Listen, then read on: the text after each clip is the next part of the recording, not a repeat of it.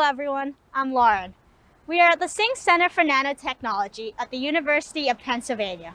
This newly constructed facility opened in the summer of 2014 and is well equipped to support projects involving semiconductor and microfluidics device fabrication, device testing, and materials characterization. It also has access to a world-class electron microscopy facility and a scanning probe microscopy facility. Today we are going to do a virtual tour and make chips at the Quattro Nanofabrication facility in the Singh Center for Nanotechnology. Let's go!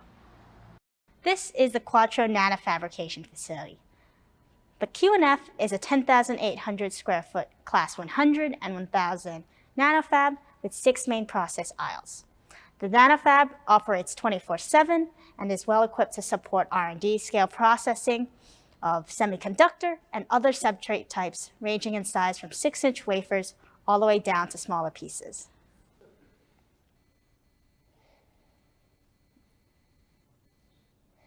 Hi everyone, I'm Dale. Before we start this demo, we want to think about 2 things. The first one is color. So right behind these orange windows is the Quattro Nanofabrication facility. Why do we think these windows are orange? The reason is that there are a lot of chemicals we use in the nanofabrication facility that are very sensitive to light, especially ultraviolet light. Orange windows are the best color to block out this ultraviolet light and protect our chemicals. The second thing we want to think about is scale. As I said, this is the Quattro Nanofabrication facility where we work on nanotechnology. Now, just how big is a nanometer? The height of 76ers basketball star Ben Simmons is 6 feet and 10 inches, which is 2.08 meters. So let's call that 2 meters. First, we're going to scale up. The height of Mount Everest is 9 kilometers, which is 9,000 meters. The diameter of the Earth is 12 megameters, which is equal to 12 million meters. And the distance from the Earth to the Sun is 150 gigameters, which is equal to 150 billion meters. So next, we're going to scale down. Ben Simmons is at 2.08 meters. A fly is 7 millimeters, which is 7/1000ths of a meter. A human hair's diameter is 70 micrometers, which is 70 millionths of a meter. And coronavirus is 100 nanometers in diameter, which is 100 billionths of a meter. So using nanotechnology, we can make and measure devices at the scale of a nanometer. This image shows a device made by Intel, which is on the scale of 7 nanometers, which is 7 billionths of a meter. This corresponds to a few tens of atoms thick. Hi everyone, I'm Abbas, and I'm going to start off by asking one very important question. Is nanotechnology just something cool for advanced research? No. Nanotechnology exists everywhere. For example, your cell phone, tablet, and your computer have processors that have been made using nanotechnology. Have you ever played the Wii? If so, your Wii has gyroscope sensors that have been made with nanotechnology. You can also find nanotechnology in solar cells. How about this? Nanotechnology can even be used for virus detection and pharmaceutical investigations when studying DNA, blood, and other biological systems. Today we will be starting with a bare silicon wafer, and we will be walking you through the entire nanofabrication process to end with our final sample. We will also be going through the 4 different processes of nanofabrication, including lithography, deposition, etching, and strip. We will then finally be characterizing our sample using optical microscopy and reflectometry, before then discussing light interference through thin films. Before we start the nanofabrication process, we need to get gowned up. Can you guess why? Do you know how big the size of dust is? The size of dust is on the order of 1 to 400 microns, comparable to the size of a gyroscope sensor, one of the important devices in cell phones. We are the biggest sources of dust, And so we need to protect our sample from ourselves. So we start with the basic gowning up. We have to put on the hairnet, the bootie, the gloves, and the face mask.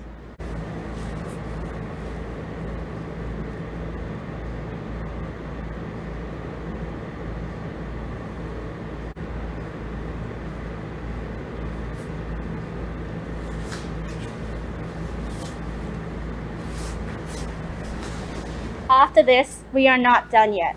We now have to put on the full gear. Since dust falls down, we start the gowning process from the top to the bottom, starting with the hood, the coveralls, and then the boot covers.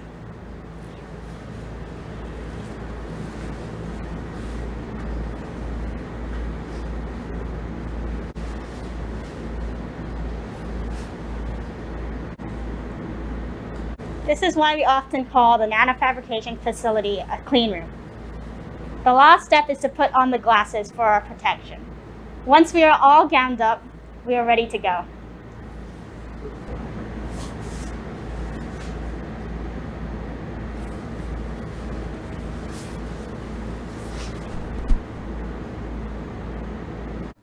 To make these chips, we will start our process with a bare silicon wafer.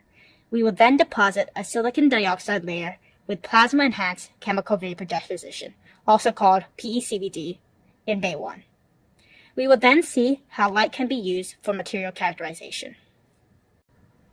The second step is a lithography process, which makes a layer for selective etching in Bay 5.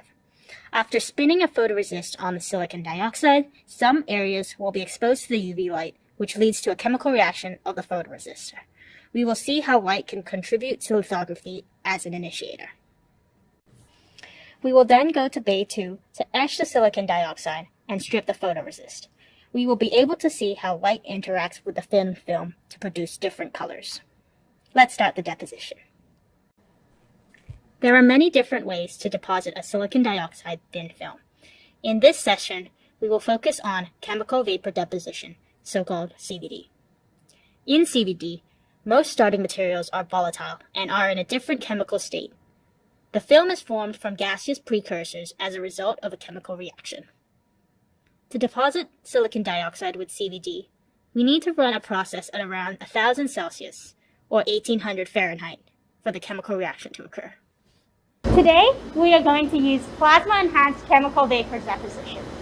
The PECVD is basically CVD, but we are able to get some help from the plasma, which allows processes to run at lower temperatures.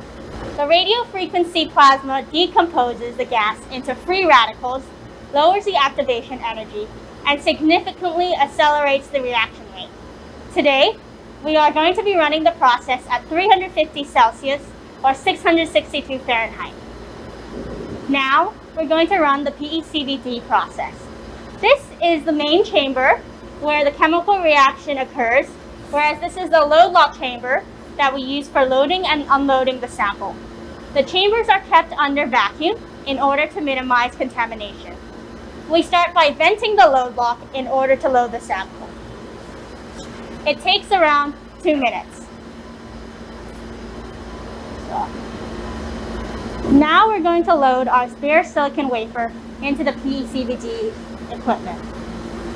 I'm going to open the lid, and this is the transfer arm that brings our sample into the main chamber. I'm going to place our sample down and make sure that it's well aligned. We're going to close the lid. We're going to evacuate our chamber.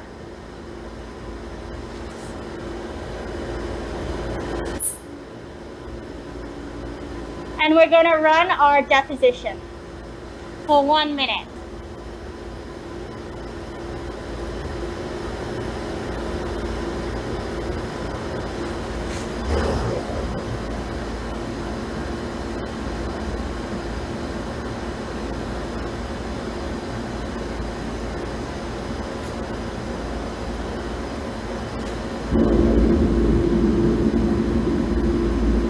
Look at this window again.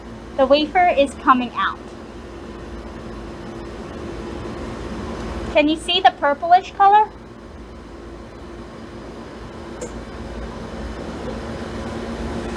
Now we're going to vent the chamber in order to take our sample out.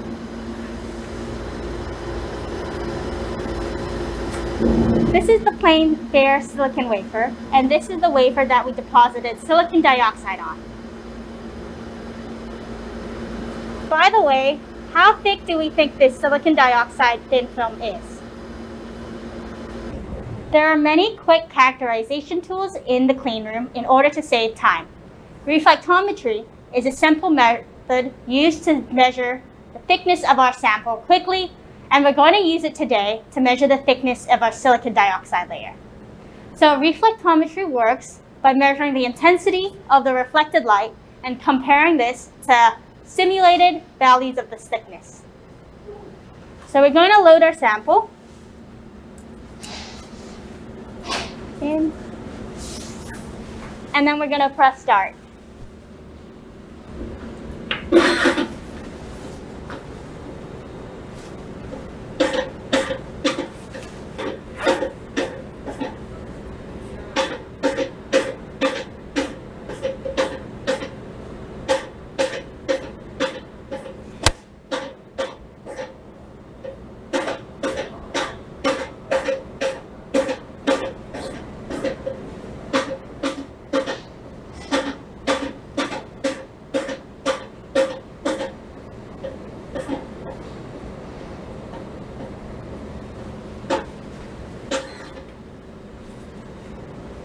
Here you can see different thicknesses on our wafer.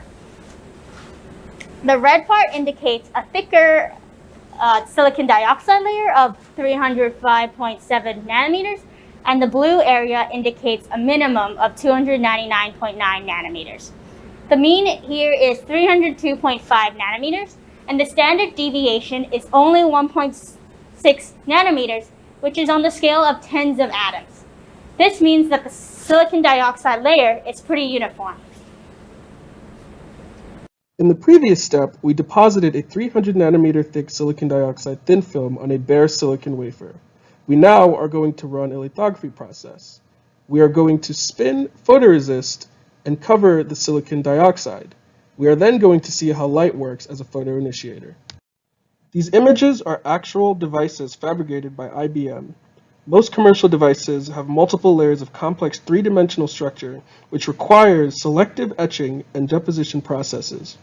For the selective etching and deposition, we need to cover the area of our sample with photoresist before executing etching and deposition processes. The lithography makes it possible. Here are the schematic images. What happens if we skip the lithography in our nanofabrication process? Without the lithography process, we would have to deposit or etch materials throughout the entire area of the wafer, and it would be difficult to make trenches and other intricate patterns. However, with the lithography process, we can cover a certain area for selective deposition and/or etching by patterning. To make these patterns, we use the resist and light. There are two types of resist. One is positive resist, and the other is negative resist. The type of resist is named according to how it reacts to UV exposure. Upon exposure, positive resist is made soluble to the development solution, while negative resist is made insoluble to the development solution. This is the wafer that we have deposited a silicon dioxide layer on previously. Now we will be depositing our positive photoresist in a uniform fashion on this wafer. How will we be doing this? Well, we will be using a spinner to accomplish this task. We will place the wafer onto the spinner, and the wafer will spin at a very high speed, which will allow for uniform formation of our photoresist onto the wafer. Now, the wafer has to be placed very gently in a very well-oriented position that is centered to our spinner.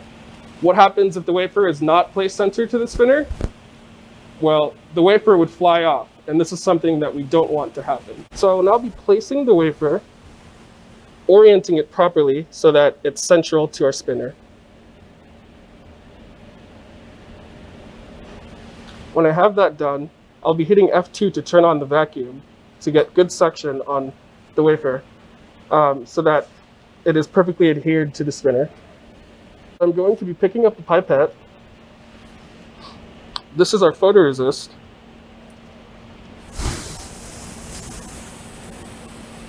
I squeeze the pipette to make sure that all the air inside is, essentially the vacuum suction is not on. And I now take in all the photoresist by releasing the pipette. I'm now placing the photoresist into the center.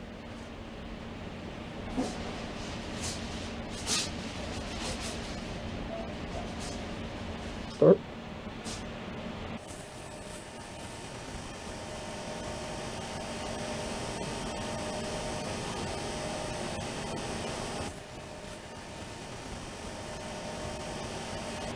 So now that we've spun the resist onto our wafer, we have a layer of resist that is wet, and for the rest of our process, we are going to need to dry this wet resist, and so we are going to be placing this wafer on 115 degrees Celsius hot plate to dry the resist.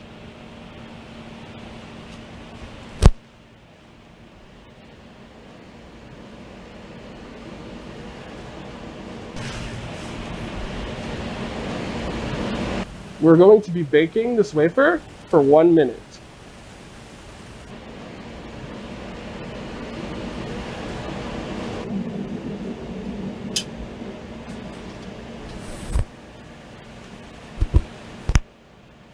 As we can see, our wafer is now dry. This is the mask we'll be using for the rest of our photolithography process. The mask consists of two sides. The first side is a glass side of the mask, and the second side is the chromium side of the mask. The mask consists of glass and opaque chromium coating. While the transparent glass allows UV light to transmit, the opaque chromium blocks UV light. Once the UV light meets the photoresist, UV initiates a photoreaction which will cause the positive resist to be soluble to the developer. So this is the mask aligner we will be using for our exposure process. We will be exposing our wafer to UV light. Once we have that placed, we then move our mouse to this button here to initiate the vacuum for the mask holder. And we test to make sure that the vacuum is on. As you can see, pushing on the edges allows us to confirm that the vacuum is properly placed on. We can now pick up our mask holder with our mask on it and insert it into our mask aligner.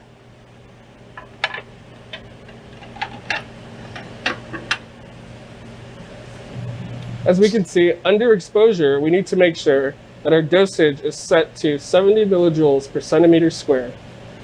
This dosage value is heavily dependent on the thickness of our photoresist that we've spun on our wafer. We will be placing our wafer onto the substrate holder.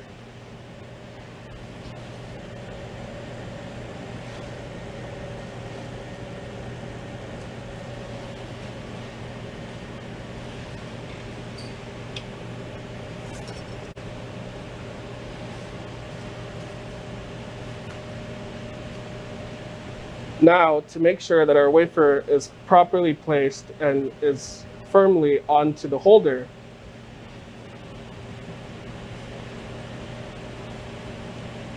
we hit the next button to activate the vacuum.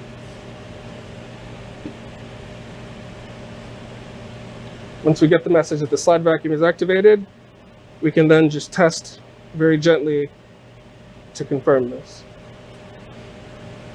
And finally, we can now place our wafer to the rear of the device.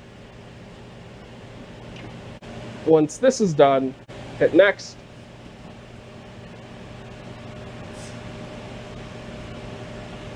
And the process begins.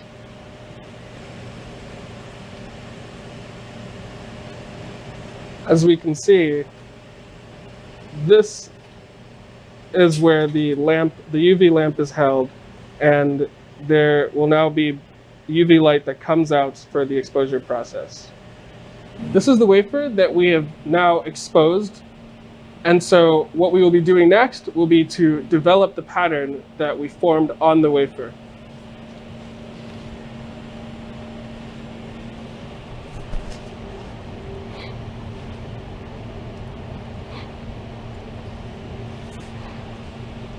This is the developer that we will be using for this process.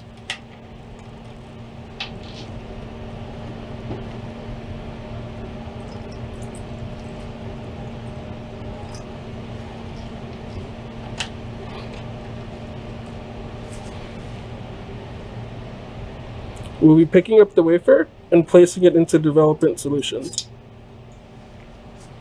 As we can see, there's some brown sediments that are leaving the wafer. This indicates that our development process has started, and we'll be developing until there's nothing else coming out of the wafer.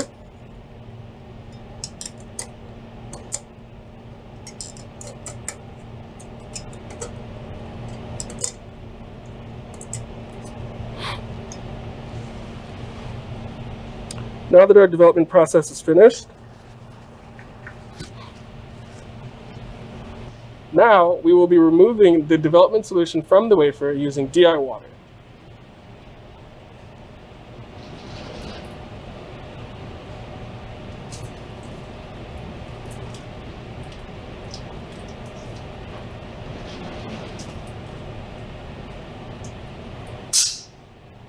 We'll be placing the wafer on these paper towels,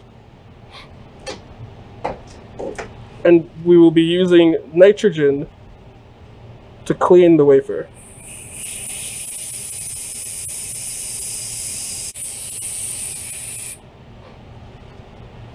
Now that we are finished with the development process, we can see the difference before and after the development. Here is the wafer before we did any of the development procedures or the photolithography procedure at large. And this is a wafer after we have done our photolithography procedure. Now we will be looking at our results using optical microscopy. Now we are going to take our sample and put it under the microscope for some observations.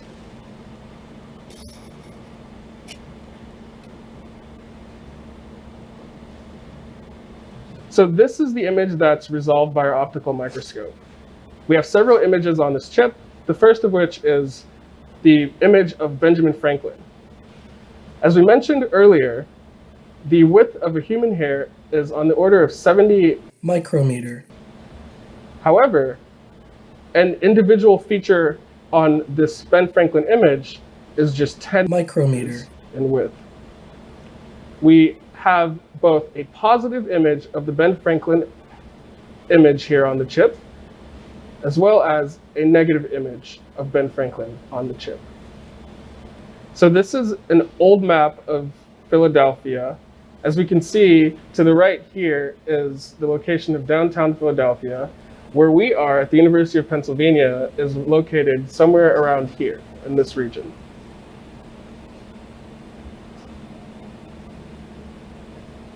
This is an image of the Liberty Bell.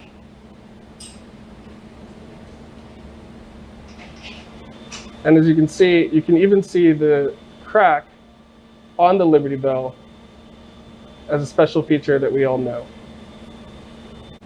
And finally, we have the Declaration of Independence, which even has several smaller features that are even smaller than the one we saw previously on Benjamin Franklin. The resolution is nice enough that one could even read the Declaration of Independence. We are now going to etch silicon dioxide with a reactive ion etch tool at a rate of 40 nanometers per minute. The parts of the silicon dioxide covered by photoresist will be protected and will not be etched, while the exposed silicon dioxide will be etched. Then the photoresist is removed using a strip process, leaving us with just the pattern etched into the silicon dioxide wafer. And we will also discuss light interference in thin films. The next step is etching the pattern into the silicon substrate. We will perform dry etching using plasma today, as opposed to wet etching, which involves submerging the sample in chemicals. A wet etch will be isotropic, meaning that it will etch everywhere and potentially lead to undercutting, as we can see on the left picture. Reactive ion etching, which we will do today, is a dry anisotropic that will only etch straight down. The RIE machine works by applying a radio frequency power to etch gas, creating positively charged fluorine ions and electrons. The radio frequency power will cause these ions and electrons to move up and down. Since the top side of the chamber is grounded, all electrons touching the top side will be removed, while electrons will accumulate on the substrate, which is on the bottom part of the chamber. This causes the substrate to become negatively charged. The positively charged fluorine ions will then be attracted to the substrate, and when they contact, they will react with it, etching away our substrate in a directional anisotropic manner. This is the reactive ion etch tool. Let's vent the chamber first.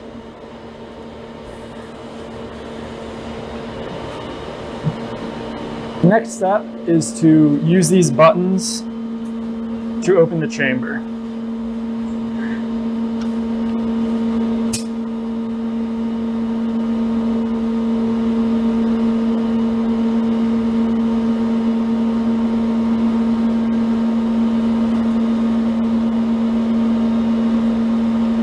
We will now place the sample.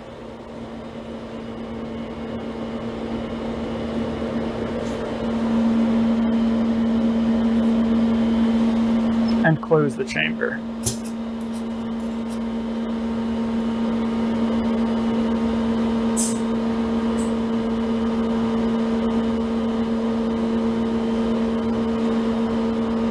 The next step is to etch the wafer for 2 minutes. We will use the CHF3/O2 gas today to etch the silicon dioxide thin film. So I'm going to hit run here. And here we go. If we look in here through this window, we should be able to see some purplish plasma soon from the reactive ion etching process beginning.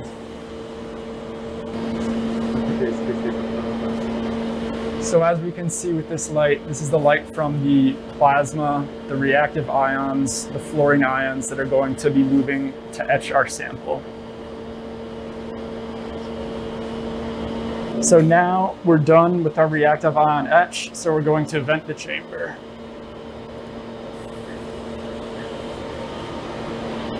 So the next step is to move this to chamber up and lift up the chamber to get our finished reactively ion etched sample.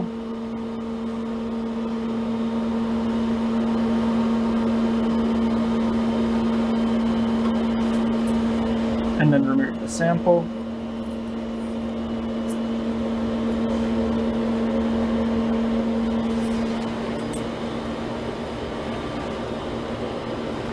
So this sample is from before the reactive ion etching, and this is the sample we just etched with the reactive ion etch. As we can see, they're a slightly different color. That's because the reactive ion etch has etched the pattern into the silicon dioxide substrate. However, we still have some photoresist left over on the reactive ion etch sample, which we'll get rid of with our next step.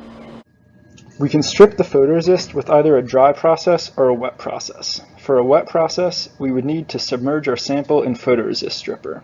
In this session, we will use oxygen gas, a dry process, to strip off the photoresist. So we take the oxygen gas and apply energy to it until it becomes a plasma. The photoresist is composed primarily of carbon and hydrogen, and when this oxygen plasma reacts with it, it forms gaseous carbon dioxide and water vapor. These gases are then vented from the chamber, leaving behind just our patterned substrate cleansed of photoresist. This is the barrel asher. So we're now going to open the door to the barrel asher.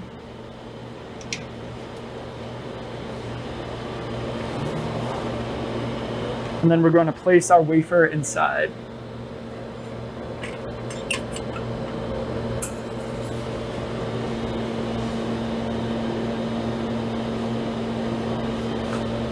And now we'll close the door and start the oxygen plasma process. So now our process is done and we can take out our wafer.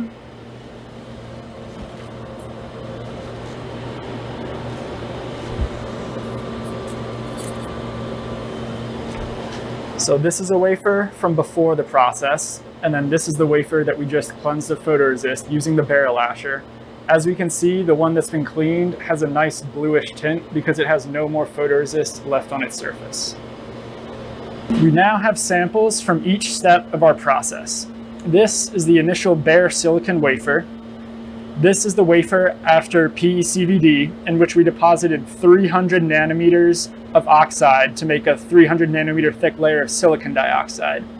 This is the wafer after the lithography step, in which we deposited photoresist that contained our pattern. And this is the wafer after the reactive ion etch step, in which we etched the pattern into the silicon dioxide substrate. In the parts that were uncovered by photoresist were etched, the parts that were covered by photoresist were protected. And here on the bottom, we can see 3 samples that are finished that have also been cleaned of leftover photoresist with the barrel asher. So we never etched all the way through our silicon dioxide layer. We started with an initial 300 nanometers, and all of the parts that were covered by photoresist still have that 300 nanometers. The parts that were etched, we etched at a rate of 40 nanometers per minute, and this sample was etched for 1 minute, this sample was etched for 2 minutes, and this sample was etched for 3 minutes. So the depth of the pattern into our substrate, this one went from a depth of 300 to a depth of 260 nanometers. This one was etched down to 220 nanometers, and this one has a pattern depth of 180 nanometers. So something we may notice here is that we have 3 different colors in these 3 samples that were etched for different amounts of time.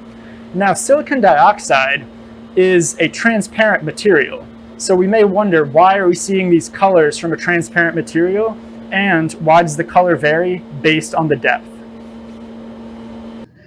Everyone has seen rainbows appear in a bubble or an oil, but have you ever wondered why? The reason is that the thickness of the bubble and the oil is similar to the wavelength of light.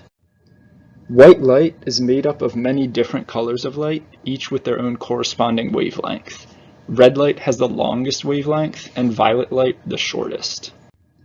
So, when the film thickness is the same as the wavelength of blue light, for example, the light reflecting from the top and bottom of the film will constructively interfere, joining together and emitting a strong blue color that we can see. If the film is a little thicker, however, the blue light will destructively interfere and cancel itself out, and a different color, such as red, which has a longer wavelength, may match the film thickness and constructively interfere, leading to an emission of visible red light. This explains how the transparent silicon dioxide on our wafers can show us different colors depending on its thickness.